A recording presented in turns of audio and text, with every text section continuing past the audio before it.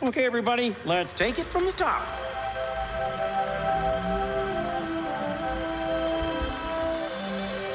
To all who come to this happy place, welcome.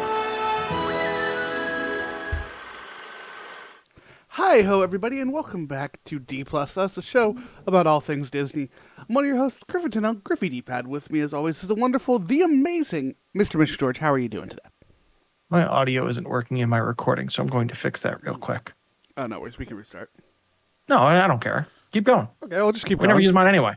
Yeah, fair enough. Hi, how's it going, folks? We are talking today. We are back. It's our first episode of the main show in a little bit, and we are here to talk about a fantastic, wonderful new show called Dream Productions, Pixar's first full TV, or I guess no, we had the Cars show. Never mind. One of Pixar's new series here on Disney Plus exclusive, surrounding the world of Inside Out. Really fun show. You figure out your audio yet? No, I'm very confused right now, but it's fine. Yeah, fair enough. We got 4 episodes we're talking about today, with a creative team hidden y'all here, created by, showrun by, and written by Mike Jones. Mike Jones having written on a few different Pixar projects, namely Soul and Luca, and now this, and directing. We've got our voices in this of Paula Pell, Richard Ayoade, Amy Poehler, Diane Lane, and Kyle MacLachlan. Music by Dami Malamud. Yeah, 4 episodes, super short series, super fun series in my opinion. Well, Mitch, I'm curious, what did you think of Dream Productions? I really enjoyed it. I love the world of Inside Out, so just to get more of that is something that makes me happy. I don't know if this format was the right way to tell this specific story. I do love the comedy, mockumentary, office style, like the single camera style of storytelling here. I think it helps to move the narrative along, but I think the narrative needed a little more time to cook. We got a lot of really interesting characters, and I would have loved for a longer runtime to allow us to dive a little deeper into their stories, their backgrounds, and what's motivating them. Ultimately, to get to the end of this short mini-series of here's the dream scenario. Yeah, I would tell you either a longer runtime or, frankly, a couple more episodes. Or even like a movie.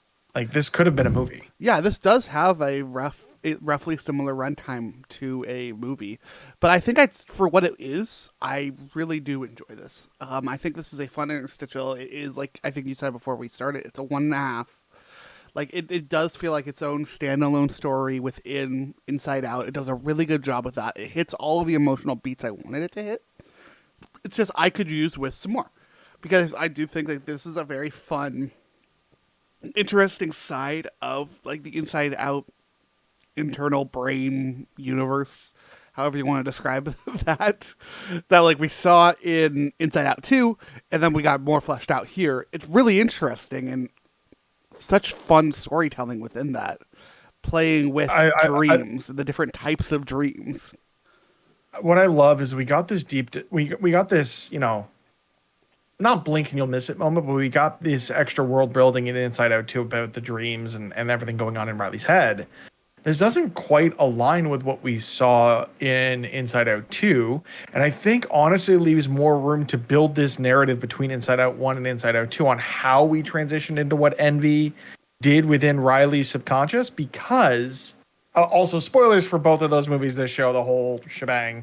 It is what it is. We're trying to pull spoilers out of the bat. It's really hard to talk about this show without spoilers. Yeah. So go watch the show and come right on back.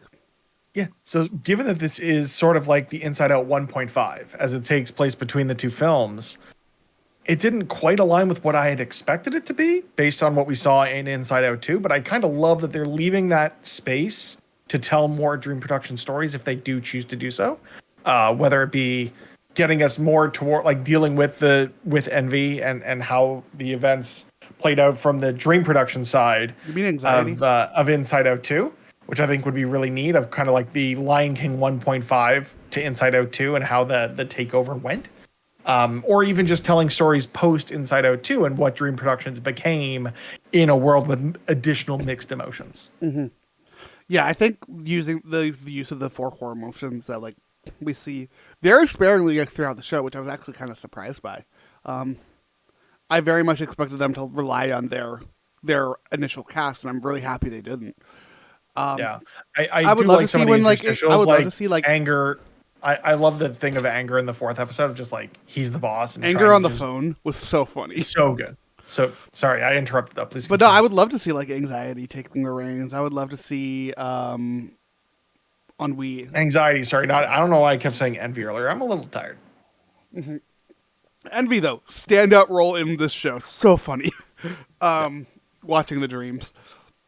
I really like though what they did with Paula Persimmon in this. Of like, it's a very very similar story to Joy, frankly, in both Inside Out 1 and Inside Out 2, of feeling kind of out of touch and relearning what that means. But I think it went a very interesting way with the lucid dreaming in the fourth act or in the fourth episode.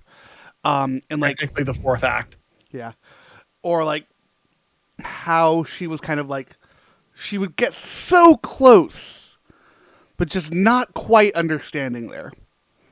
And then to have that paired with Zenny, Richard Ayoade, amazing. I love that man. Phenomenal. Such great writing. But like playing a character that just doesn't get it until the end. Like it's just such a fun dynamic between the two of them. I feel like for me, like if we could have gotten more, I wish we had seen more of Janelle. Like that was such an interesting storyline to have there, just to not really explore it too much. We get the bits, and we get just enough to have her in that final episode working with the other two. But it was one of those where I'm like, I would love to have seen more of this. I would love to have seen more of the actual crew itself working on Paula's shows. I would have loved to see more of the other directors. We get some hilarious lines from the other directors, especially the Nightmare director. Sparkly vampires, baby. Or I love the one where it was like spiders for breakfast. Yeah. Yeah. Again, I think this is just Pixar learning how to use episodic television as a medium of storytelling. They're traditionally done film only. And it is very challenging to translate their way of telling stories to episodic content. And I do think there is more room for them to explore with some of these characters, like I mentioned off the top. And some of these it's almost too neat. Like you look at Inside Out 1 and Inside Out 2, they're messy, right? There isn't enough mess here. For me, again, I still love this world and I love this show, but I do think there was room for them to play a little bit more with some of those themes of, past your prime and how do you get that spark back. I do think they did enough, but I think there was definitely more room for them to explore there. Mm-hmm. I think for what's worth, well, we're talking very critically about it. We do genuinely love the show. I think with that, to both the positive and negative of this, more than anything as of late with Pixar, with maybe the exception of Luca, this feels like a passion project. This feels like someone had an idea, pitched it, and they're like, okay, let's let them run with it and see what this happens. Like it does very much feel that way, and I think that's why it's only 4 episodes long. And I think that is ultimately the crux of this is this falls into that middle ground between short series and actual TV series.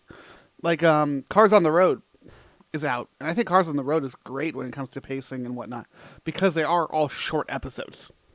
I should finish watching that because we didn't do an episode on it, so I never finished it. Yeah, it's worth watching. They're really fun, but they're shorts, and that's how they're meant to be, and it makes sense, even though there's a kind of an overarching storyline between all of them.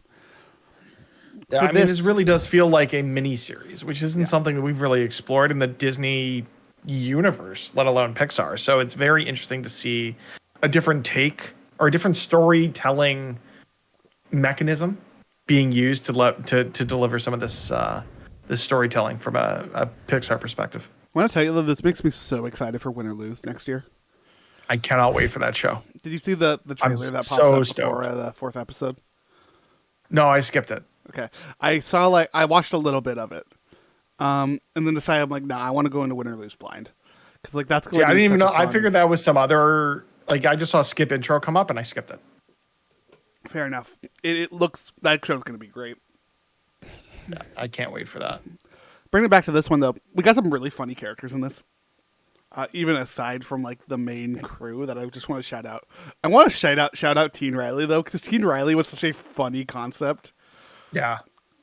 And like also like really cool as far as just like animation goes, with like the dog, and like when she screams, the words show up on the piece of paper. Like, yeah, the mix of 2D and 3D animation here was really fun. I've mentioned this a few times. I'm trying to remember the last thing that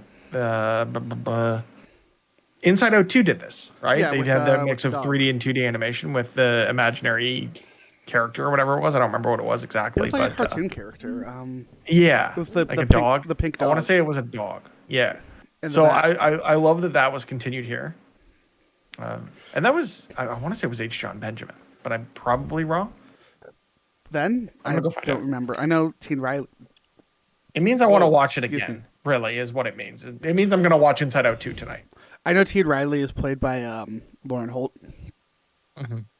which I just want to shout her out because she is amazing and awesome and wonderful. So I was wrong. So you've got Bluefy and Pouchy, voiced by Ron Funches and James Austin Johnson, respectively. Other things I found Such a good hilarious movie. in this, like I loved them finding Canadian boyfriend. Just being Shout out. being one of the leftover We Love You Rileys from the first movie. So much Canada in this, and I'm so happy about it. Like, we got that. We got the moose. We got... Like, When he we don't say a boot. A boot is not a thing, okay? It's not how we sound. I was dying when he started listing off the different types of trees. Which, okay, so aside, we have a neighbor, and their grandkids have all been named after types of trees. Which is the most Canadian thing I've ever heard. I love a good stereotype when it's accurate for you. It's so funny. We got They're a the nicest Monty. people in the world. We got a Monty standing next to a stack of pancakes with a bunch of syrup on them. And a hockey player. Hockey player. The Justin I don't know. Bieber joke was hilarious too. The Justin Bieber was great. The astronaut shout out Chris Hadfield, first Canadian resident on the International Space Station. Yeah, there were trying to there were think. some deep cuts in there. I mean, we got Fort Town, We which did get Fort Town. shout out in to Come on, you got this. You got this. Turning Red There you go. and Jordan Fisher and the like. Such a good soundtrack.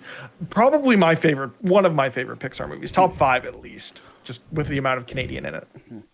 Yeah, we really got some really fun stuff in here, but Canadian boyfriend, and then like everybody hauling ass to that like coffee bar afterwards.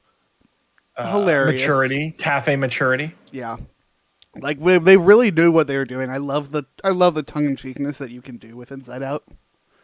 Yeah, I mean the amount of like subtext to all of it I think is what's the most interesting thing about the Inside Out universe, and I love how they further explore that here with these characters with things like cafe maturity, and it really lent itself to the theming of, you know, maturing and like discovering who you are and them discovering who they needed to be as Dream Productions employees through Riley's, you know, changing, like the way Riley changes and the idea that they hold onto these dreams almost like trophies, like Oscars, and over time they fade and disappear like any Watching other. them literally fade was like heartbreaking. Oh yeah, the soother one right at the end there. It's just, oh, I get it. And as someone who is now raising a child, that shit is gonna hit so much harder in a couple of years. But yeah, it's so well done. Let's And go, also just shout out to Maya Rudolph as Jean. I know we talked a little bit about the cast earlier and some of the characters. I thought Jean was a really great foil to Paula and Zenny. And Maya Rudolph is just fantastic in everything she does. Yeah, I don't think there's a bad character in this, like in terms of like acting and how they're being used for the stuff. But it's outstanding the way they use everybody, I think it is. With that though, let's go ahead and jump into this talking episode by episode, because I want to quickly shout out some of the folks that made this this show possible. There are 4 episodes total within this show, and I think we can just go through them fairly quickly because there isn't a ton here. We're bouncing around a bit, but episodes 1 and 2, part 1, The Dream Team, and part 2, Out of Body, were directed by Valerie Lapointe. Part 3, Romance, was directed by Austin Madison, and part 4, A Night to Remember, was directed by Mike Jones.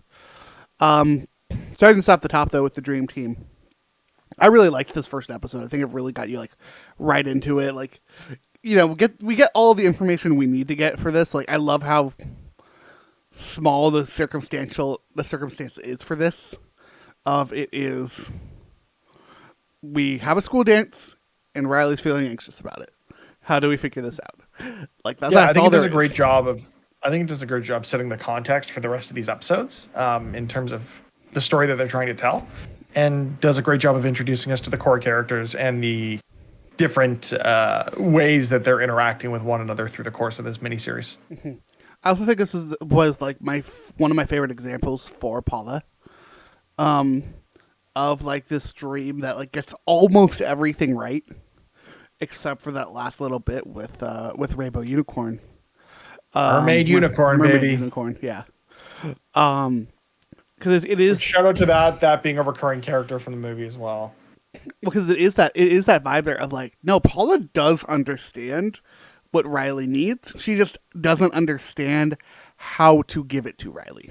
She doesn't understand maturity, which I think is really, really a really nice analogy to, you know, parenthood and just raising a kid. Of like, eventually things aren't going to align the way you want them to, and you kind of just have to let them be themselves. And I think we saw that as a through line from Inside Out 1 into the second film, especially with where the second film ends.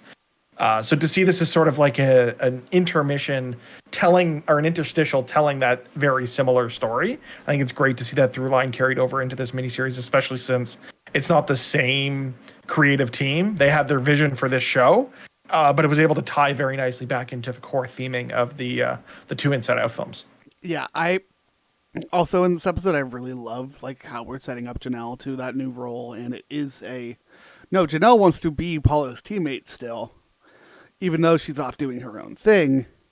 But ultimately, what's driving this kind of wedge in there is Paula's thought process on all of this, as much as it is Jean. Again, it's also resistance to change, which you saw so much of from Joy in Inside Out 1 and 2. So it makes sense to have that be a similar theme for, you know, the folks that are core to Riley's dreams, right? Mm-hmm. Moving into episode 2, part 2, Out of Body. This one is mostly about Zenny, I think. And just their resistance to each other. Like, these two should not be working together at any point. But it works so well. It's the odd couple, right? And this works so well in television to bring two characters together that really don't see eye to eye, and having them have to develop that chemistry or develop that relationship. I think it's a great way to set the stage for that interaction, and then really just going from there with their interactions in future episodes. Mm-hmm. This is also the beginning of one of my favorite reoccurring bits in this, of like Zenny's consistent attempts to try to just tear down the set consistently from moment number 1. It's all about improv, baby. Throw those scripts out. He has one bit, I forget if it's episode 2 or 3 or 4, where it's like, we don't need a set, we just need a black curtain and a couple fish bowls. Yeah, I think it's episode 4 with when they're putting together the final dream sequence. Mm-hmm. But this one was good. I like just how bad the dream goes as well. I mean, because you can feel everything that can go wrong does go wrong. You can feel the overcorrection throughout this show. Yeah. And it's also one of those things of just production of like, yeah, everything that can go wrong will go wrong, like you said. It is, everything will break, everything will fall apart, and you kind of just have to make do. Zenny in particular, I think, was kind of a hit, and this also was hilarious, which was like the constant movings of Paula's office. But I mean, the highlight of episode 2 is Janelle's dream for sure. And I love that we saw her. Like, yeah, she knocks it out of the park, but she doesn't entirely. Like, she is still struggling to get there. She's still learning. She's still finding her footing in this new role, which I think makes sense for someone who's, new to a role, right? Like, I love that it wasn't just I am consistently just better without you. It is no, I'm in a new role here, and I would love your support here, but you're not giving it, so I'm just going to do my best. Yeah, which is kind of the way they go with Zenny, which I think is really interesting, where it's like, oh, he was a Nepo hire, but also his ideas and his thinking outside the box in terms of improv really do a lot to differentiate his directorial style from the other Dream directors, which is interesting that we land there at the end of the series with him having a regular rotation there. But it really does. It's interesting, right? Because Janelle's style is very much, I just do what Paula does, but with a younger frame of reference or a fresher frame of reference. Whereas Zenny is just a totally off the wall character, really. Yeah, we also get a hilarious bit in these first couple episodes of like night dreams versus daydreams. Yeah, but I do think, and we get to see Zenny's style really work in part 3. And even more so in part 4. Like, improvisation has its moment. Improvisation can be good. It's just especially a matter given how things fall apart in part 3 from the interference from Paula. But we'll get there. Yeah, I will say that, like, that moment though of like her looking at herself in the dream, like, that was just such a cool, unique thing that I just didn't see coming with this show. Like, the way that they're using dreams and the like aspect ratio shifts for the dreams, like, they really do. It really is a cool way that they handle this stuff. Moving into part 3, romance. It's the creation of Canadian boyfriend, which I do love that it is such a joke of, they're not an imaginary boyfriend in the U.S. They just live in Canada. It will never not be funny. It's been a trope for years. They just live somewhere else. Mm-hmm. Which I do love that I technically can use that for you. It's like, yeah, I have a friend, I promise. They're just Canadian. Mm-hmm. The problem is I have video footage of you, so people do know, in fact, that you are real. I mean, am I though? This is actually just an AI robot that I've been talking to all these episodes. Yeah, this is just a VTuber. All of this is actually fake. Mm-hmm. I'm talking to myself. I mean, you are for the most part. Oh, wow, thanks. Thanks a lot. Well, I'm saying I'm basically a stone wall. I don't really contribute. This is all you. Yeah, okay. Bit's over. Thank you, but also you're amazing, and I love you. Okay, moving on. Sleepwalking. This was a sleepwalking episode. Holy shit, sleepwalking was terrifying. Fucking crazy.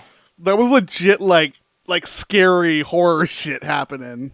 But of course, sadness goes back to the manual. I know exactly what's going on, but Joy just doesn't want to listen, even though this is we are post Inside Out 1, and she should be listening, but that's part of Joy's flaws that she just doesn't.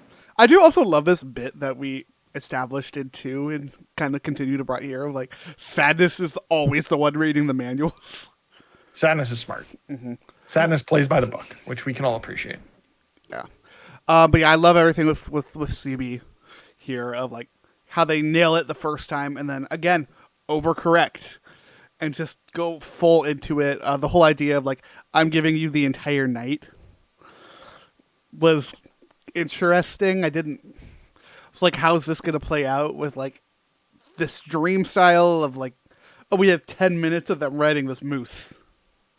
Well, and that's a thing that could have been delved, like they could have gotten deeper into that. What does having the whole night mean? Like, you can kind of extrapolate as if you're, okay, there's, a rotation of 4 to 5 directors. So they split it into 5 segments and now she's getting all 5 segments. But I mean, there could have been a little more exposition there as to what that meant, what the stakes were, what they actually needed to do. And if they're used, again, it's so funny drawing the parallels between this production and the production of a Pixar film of, okay, they've got a 4-episode miniseries, but how do they take the story that they're used to telling in one format and put it into another, which is exactly what they're doing here, of taking a small 1/5 format and having to stretch it over an entire evening. Is that something that happens regularly? Is this something that has never happened? It's something that's happening for the first time. No one knows what's going on. Like, some of that would have been nice to have, but again, it's it's a victim of the format, I think, to an extent.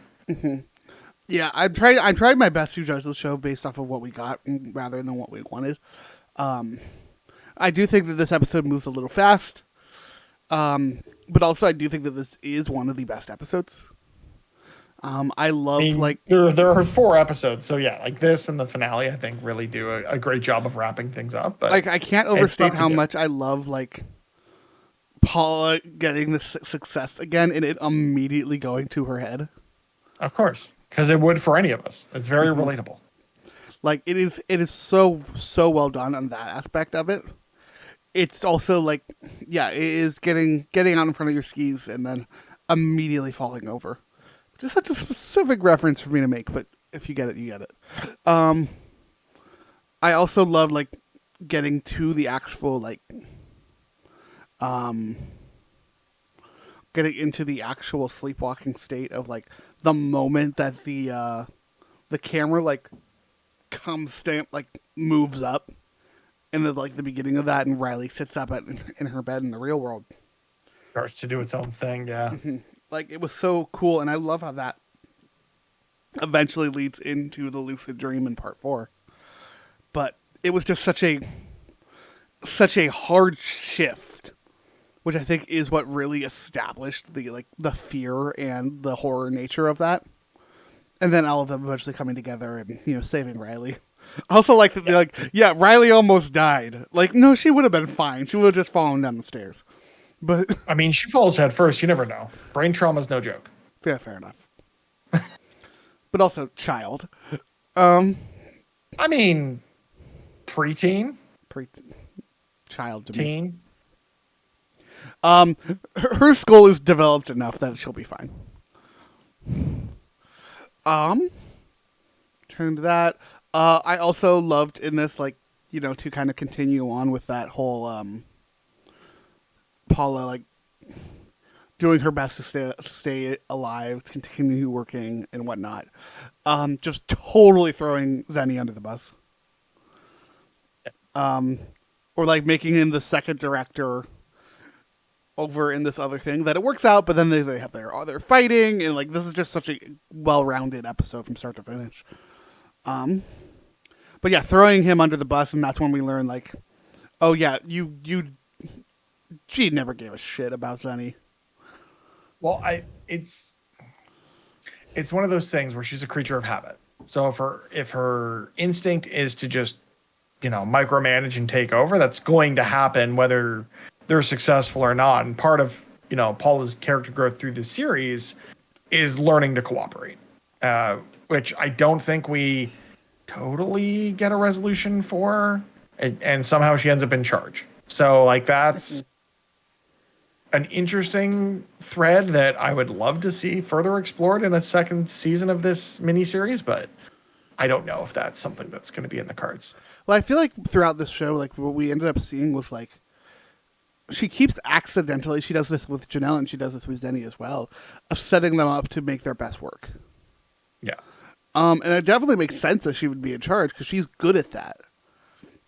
It's just also that feels like a sub-story amongst everything else. Yeah, I think that's the hardest thing for me is it gets to a point where she's in charge. So what could more of this look like? And it's really hard to tell. Yeah. Moving right along to part 4, A Night to Remember. There's a lot of great stuff in this episode. Everything in the sandwich shop is hilarious to me. That poor employee. Having to just go through employee after employee, train them, and then they just F off. It's unfortunate. They really do need that support, and they don't get it. Yeah, seriously. Shout out to the sandwich shop, dude. But yeah, I love that as we continue to get in this show, Jean overcorrects, locking the scripts and blaming Paula. We get Zenny just being a dick. And then the sandwich guy coming in clutch and making Zenny realize what he did and yeah, you're doing this to hurt Paula, but you're also going to hurt Riley. Like I loved that, and I loved him. One Finally line that. saved us probably like 15 to 20 minutes of character growth and further juxtaposition on where they are story wise, which just goes to the credit of the writers of really knowing what they're playing with and getting to the point. But also in that, I love that it is the sandwich shop dude. Yeah, Like, who just has a better as the voice of understanding, reason. a better understanding of how any of this like works for Riley than anybody in the actual production side of it. One of those like the real shit happening there. Loved everything with Gene and Gene reading this script and being like, "No, I'm not going to do this. This is going to hurt Riley." And then now it just gets passed to Janelle. Yeah, the fact that she quit over it, like, again, these are things that would have been nice to see of how that conversation went when she quit, and how June reacted to that. But ultimately, I think it also, it speaks to the naivety of Janelle in this scenario as well, of her not really understand, like, for one, she didn't read the script. Like, that's rule number one: read the damn script before committing to it. But at the end of the day, like, she does come to her senses and stands up to Gene along with Paula, but like there's more that could have been told here, and it would have been nice to have like another episode or two again if they could find the right way to present that. And I think with the presentation style here of being the single camera, fourth wall breaking office style of comedic storytelling, it'd be hard to do that without having it be more of a, like, it made the episodes a little more consumable where everything kind of wrapped on a dream. And it would have been harder to do that without coming up with another reason to tell another dream, which really the story, the way it was written, didn't leave a lot of room for that. Yeah, every one of these episodes has to have a dream in it from the nature of like what the show is, but also like who Dream Productions are. So like I can understand why it's 4 episodes. I can also understand why they would go longer. I also want to shout out that this episode very much, and maybe this is me just putting my own context into shit like I always do. But man, this is very much giving the vibe of like higher ups trying to force AI into shit. Correct me if I'm wrong, but it very much feels like that, and it's all I've been thinking about a lot lately. So I'm like, oh yeah, shout out to them. There's a lot of that going around, I think, just in most creative industries, and it's hard to ignore the elephant in the room when it comes to generative AI and how that's going to impact the way people work and produce content. And especially you look at some film, television, and video game studios and how they want to lean more into AI rather than less. It's just like, oh, that's not the right take, my brother. That's not the right, that's not the way to go. Mm-hmm. Yeah, I definitely thought it was an interesting lining up. Like, I'm not sure if that was the intent, but just the timing of, when this comes out, the world we're in right now, it's definitely something that I was thinking about in this episode. Paula Zenny and Janelle all get fired, which again, Gene's just going to steamroll this shit. I do also love that, like, Gene ends up directing this herself, which means that she definitely went to the other directors and they all said no. Either that or she's just power hungry and wants it told. Mm-hmm. This like horrifying. She didn't want to leave room for error because she's already had 2 directors turn it down, so she'll just do it herself. Yeah. I love also just the way that they do quote unquote sabotage things. Yeah. Like it is just a fun sequence to watch of them like switching out the dress and like Paula falling down and like fighting Gene over the camera. Like just the way that it was trying to stop the mermaid unicorn and folks are just waving back and like, no, you idiots, please just help. Or the fact that it ends with that same rainbow unicorn from the first episode. It's just very, very, very fun. And then to get into the lucid dream, which looked so cool. That was wicked. Especially just like no one knew what was going to happen. I had a feeling when they pulled the filter, that's what the result would be. But I love the way, again, this world is just so imaginative with the way that it presents the mind and emotions and dreams and to explore things like sleepwalking, like lucid dreams. I thought was really, really, really neat, especially given the story that they were trying to tell and how they were able to fit these very real scenarios into this show. I'm very glad they didn't go with like sleep paralysis or demons or anything like that, because that would have been terrifying. But maybe that's what they're season saving 2. for season 2. Yeah, Season 2 is just a horror season. you wanted more, What more of the horror? sparkly vampires and stuff. So Yeah. Look, the Nightmare Girl was just funny to me. That's really all it was. But yeah, I love the vibe of the lucid dream. I love how it looks and like Riley fully taking control. And like also giving us the most fashionable outfit she's had in this series. Like, it's funny to me like that the Dream Productions are coming up with these outfits, right? There's like this nicer version of the outfit, but ultimately the one that Riley goes with is so much chiller. yeah. I love that. I love just the general like vibe of everything before she starts changing stuff around. It kind of reminds me of Soul a little bit with how it looks. And I mean, that makes sense because Mike Jones was one of the writers on Soul. So for it to have some inspiration from that makes a lot of sense. If it's a similar, writing team or the motifs that he uses in his creative process, like it definitely makes sense to draw those parallels. Yeah, I love everything about this lucid dream sequence, but the thing that just absolutely got me was like the goodbye at the very end of it's like, it's not goodbye, it's let's just say good morning. And then she does actually go to the dance with her friends, and they have a good time, and it's fucking adorable. And everyone gets very emotional because that's what Pixar does. Yeah, I'm not ashamed to admit that had me tearing up. Like, oh yeah, it was just this wonderful moment. I think it was a great way to cap off this series. Like, obviously we get like the mockumentary style ending of everything, right? Of Gene's now working the cafes, and he's a full director now. Paula's running things.